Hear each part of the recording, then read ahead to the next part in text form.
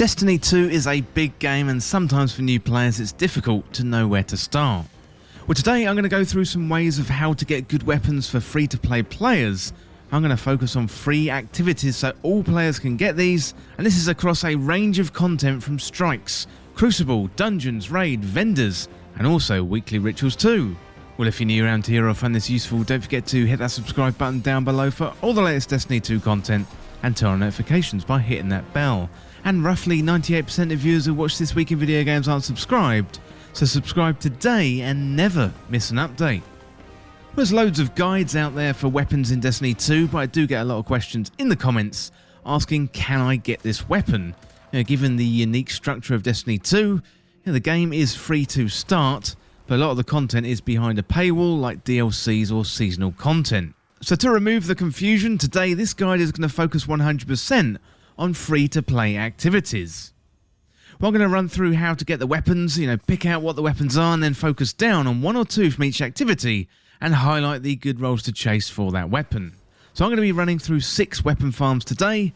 I did want to clarify the phrase weapon farms for new players, so these are activities that you can repeat to either get a guaranteed weapon drop or a chance for that weapon.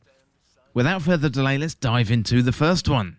Well, first up is Dares of Eternity, and this is a 6-person activity that has been added to the game as part of the 30th anniversary pack.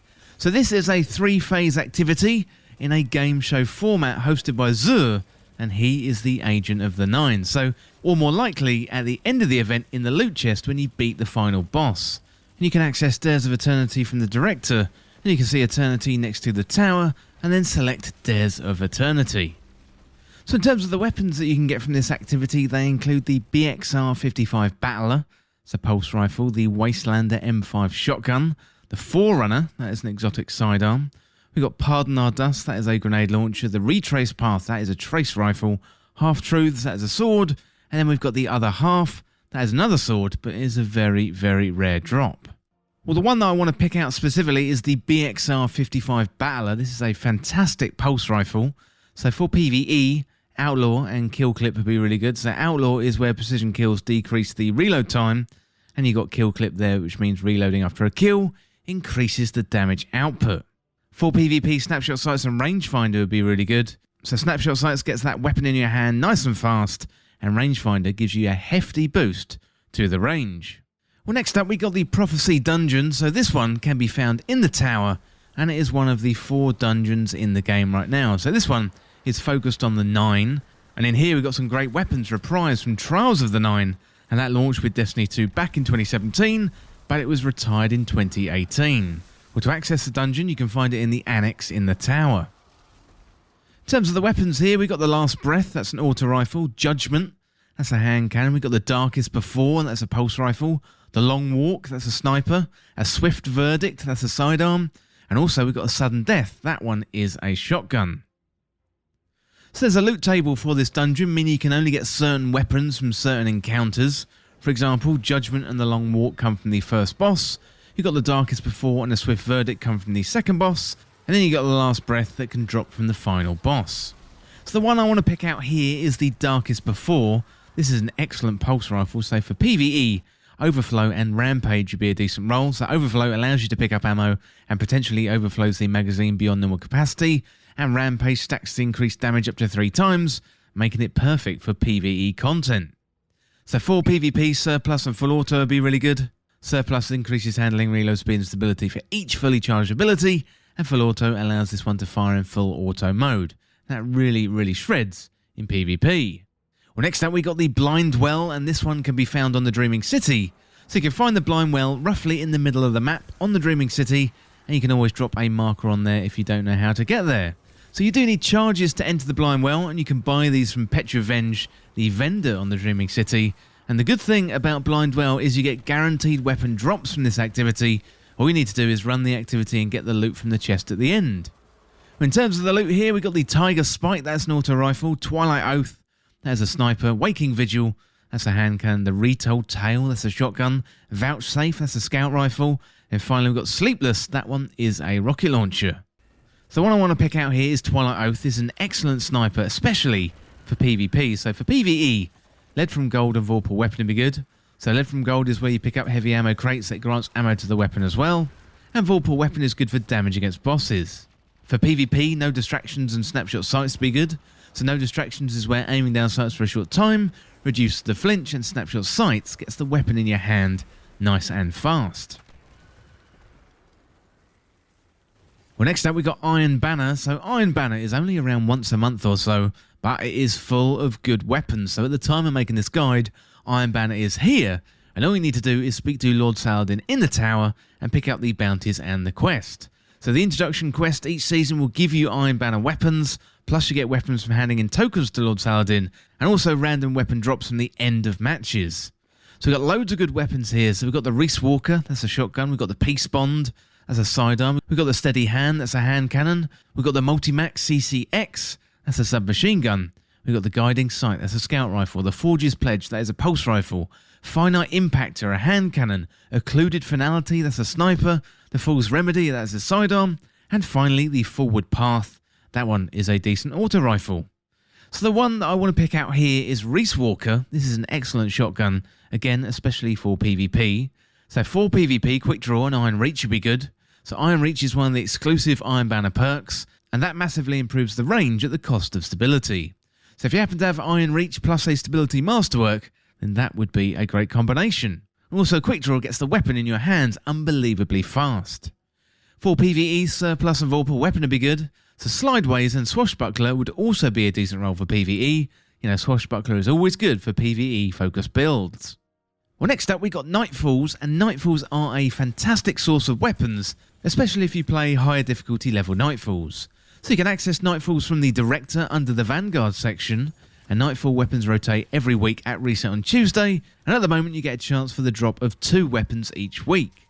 So weapon drops are not guaranteed on each Nightfall. However, if you do more difficult Nightfalls like Master or Grandmaster, then you're very, very likely to get a weapon to drop.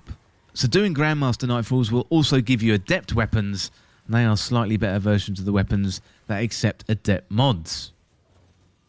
So here we got the Plug 1, that's a fusion rifle. The Uzume RR4, that is a sniper. The Comedian, that's a shotgun. Shadow Price, that's an auto rifle. The Hothead, that is a rocket launcher. Hung Jury, that's a scout rifle. The Palindrome, that's a hand cannon. And we've also got the Swarm. That one is a really, really good machine gun. So the one I really want to pick out is the Palindrome. So for PvP, Quick Draw and Rangefinder would be good. Or maybe Killing Wind and Rangefinder too. So Quick Draw and High Impact Reserves will also be good for PvP, for that boost in damage when the magazine is lower. For PvE, Outlaw and Rampage is the classic pairing, plus this is the most popular role out there with the community right now. Overflow and One for All would also be a decent role, as Overflow gives you more ammo when you pick up special or heavy ammo, so you could be running around with a magazine higher than 10. Well, finally we've got the Vault of Glass, and this one is the original Destiny 1 raid, returned as a free-to-play raid in 2021. There's loads of really good weapons in here, but you do need a fire team to go into the Vault of Glass. You know, don't let that deter you though. Raids are some of the best content in the game, and you can access the Vault of Glass from the Director under the Legacy destination. So as well as the legendary weapons, you can also get the exotic Vex Mythoclast. That is one of the best fusion rifles in the game right now, and it is a really, really, really rare drop from the final boss. However, it is worth it, and it's going to make PvE and PvP much, much easier. So for the weapons, we've got the Fatebringer, that's a hand cannon. Praedith's Revenge, that's a sniper. Found Verdict, that's a shotgun. Heathen Vengeance, that is a rocket launcher. Vision of Confluence, that is a scout rifle. And we've got the Corrective Measure. And then finally, as I mentioned, we've got the Vex Mythoclast, that is an exotic fusion rifle. Well, the Vault of Glass also has a loot table, meaning you can only get certain weapons from certain encounters. So from the first encounter, the Confluxes, you get Found Verdict, Vision of Confluence, or Corrective Measure. From the second encounter, the Oracles, you get Found Verdict, Praedith's Revenge, or Vision of Confluence. From the third encounter, that's the Templar, you get Fatebringer, Vision of Confluence, or Corrective Measure. The fourth encounter, you get Found Verdict, Fatebringer, and Heathen Vengeance. And finally, the final boss, that's Atheon, Praedith's Revenge, Corrective Measure, Heathen Vengeance, and of course, the Vex Mythoclast 2. So I really want to pick out Fatebringer here. This is an excellent kinetic hand cannon. So for PvE, Explosive Payload is the one that everyone's looking for. Explosive Payload combined with Firefly is very strong in PvE, and it's going to help you clear groups of enemies with ease. For PvP, Tunnel Vision and Kill Clip is a great combination, with both providing benefits after reloading when you get a kill. Well, that is it for the weapon farms, but I do want to point out the vendors as well. So there's vendors in the game where you can buy weapons from. So first of all, Banshee44. So our gunsmith can be found in the tower, and his inventory rotates each week. You know, occasionally he's going to sell a very good roll on a weapon like he did with Cartesian Coordinate recently. You can find Banshee44 on the map in the tower, land at the courtyard, and you can check out some of his loot. And then we got Zur. So Zur used to be our exotic vendor. He'd arrive on Friday and leave on Tuesday, and he was updated recently to sell legendary weapons and also armor too. So it's always worth checking out his inventory to see if he has anything. Zur's location is random, so he's either at the tower or the EDZ or on Nessus. Now, I do a video each week talking about Zur's location and loot, so make sure you are subscribed to never miss an update. Well, that is pretty much it. If I've missed any farms that you think are good, that also work for free-to-play players, let me know in the comments. Well, that is it for this guide for how to get good weapons in Destiny 2, and also looking at some weapon farms for free-to-play players. And as always, thank you so much for watching. For more Destiny 2 content like this, hit that subscribe button down below and subscribe to This Week in Video Games. If you enjoyed this video, found it useful, liking and sharing the video really helped me out. Otherwise, check out the other videos on the channel. Well, thanks again, and I'll see you soon.